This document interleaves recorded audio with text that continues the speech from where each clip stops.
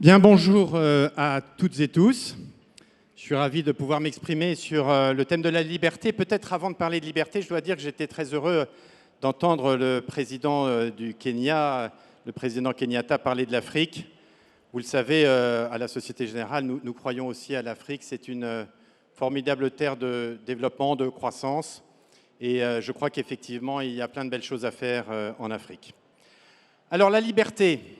La liberté, voilà un beau thème, peut-être un peu paradoxal dans cette période que nous vivons tous à titre personnel, avec des contraintes dans nos déplacements, des contraintes dans notre vie quotidienne.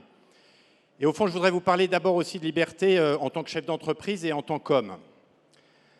Et quand j'en parle en tant que, en quelque sorte, passager temporaire au service de la Société Générale, une grande entreprise cotée, une grande banque cotée.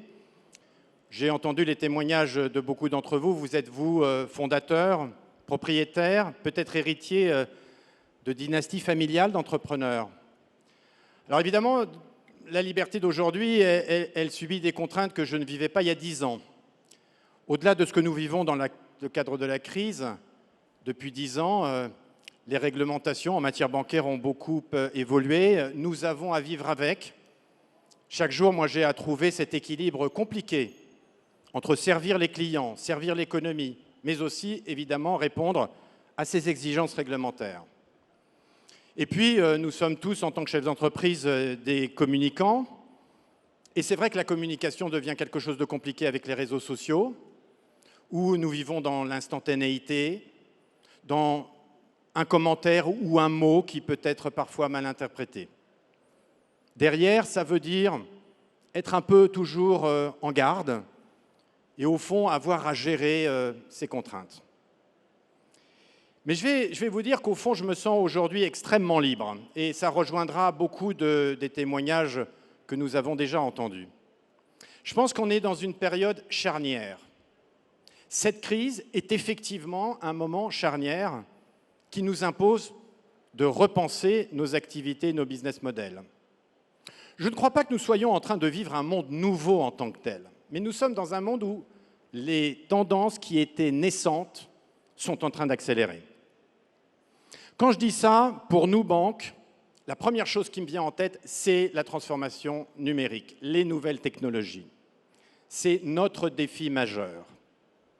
Et en cela, nous avons besoin de concevoir des nouveaux business models utilisant ces nouvelles technologies qui, à mon sens, peuvent apporter un meilleur service à nos clients. Alors, comment fait-on ? Eh bien, on a la liberté d'entreprendre. Cette liberté d'entreprendre, on n'a pas commencé aujourd'hui à le faire. La capacité à lancer des modèles disruptifs, c'est, à mon avis, une des recettes du succès. Ça a commencé, par exemple, avec Boursorama, il y a plus de 7 ans. La volonté de développer un modèle alternatif. Plus récemment, permettez-moi de citer Shine, l'acquisition de Shine. Shine, c'est une néobanque qui peut-être travaille avec beaucoup d'entre vous, qui propose des services différents, une approche différente aux professionnels, aux auto-entrepreneurs. On a racheté Shine pour en faire un élément essentiel de notre offre de services. Si j'ose dire, le futur Boursorama des pros. Et puis cette liberté d'entreprendre, elle touche aussi les métiers, si j'ose dire, anciens. Il y a quelques jours, on a annoncé une étude pour créer une nouvelle banque en fusionnant nos deux réseaux de détail, Société Générale et Crédit du Nord. Pourquoi ? Parce qu'on s'est dit qu'on n'allait pas pouvoir commencer à continuer à faire exactement ce qu'on faisait depuis 5 ans, avec succès, dans cette crise, dans ce monde qui accélérait. Et donc l'idée, c'est l'envie de créer une nouvelle banque qui ne sera pas la réplique d'un des modèles, qui combinera les forces et les expertises de ces deux modèles pour une nouvelle proposition de service.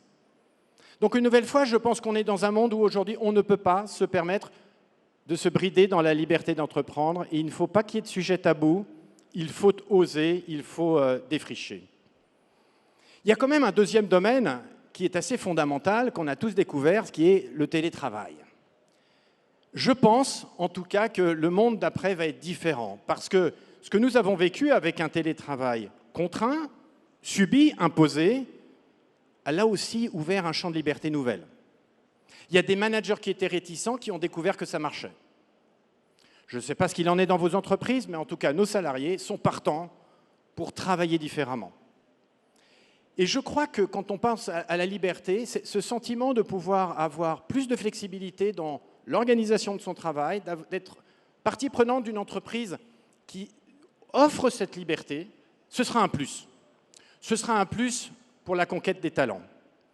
Et donc, nous, on va s'organiser pour dialoguer avec nos organisations syndicales et mettre en place un télétravail systématique, organisé, non subi, en gardant évidemment la présence en entreprise qui me paraît indispensable pour préserver le sentiment d'appartenance, pour continuer à innover, pour continuer à se rencontrer, pour continuer y compris à perdre du temps autour de la machine à café, mais avec ces moments effectivement de télétravail.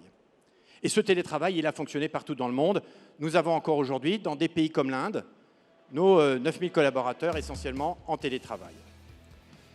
Voilà, donc oser, liberté d'entreprendre, liberté de penser différemment. Et je terminerai juste en vous disant que, en tant qu'homme, moi je me sens libre. En tant que dirigeant, pourquoi? Parce qu'avant tout, et j'ai entendu ces mots aussi, je reste fidèle à mes convictions. La plus grande des libertés, c'est d'agir en restant fidèle à ses convictions, en ne portant pas trop d'attention à la manière dont les autres vous jugent. On va dire que je suis un personnage semi-public, mais peu importe la manière dont les gens me voient. À la fin des fins, ce qui me guide, c'est la loyauté vis-à-vis de mon entreprise. Je suis au service de mes équipes et au service de mes clients. Merci beaucoup.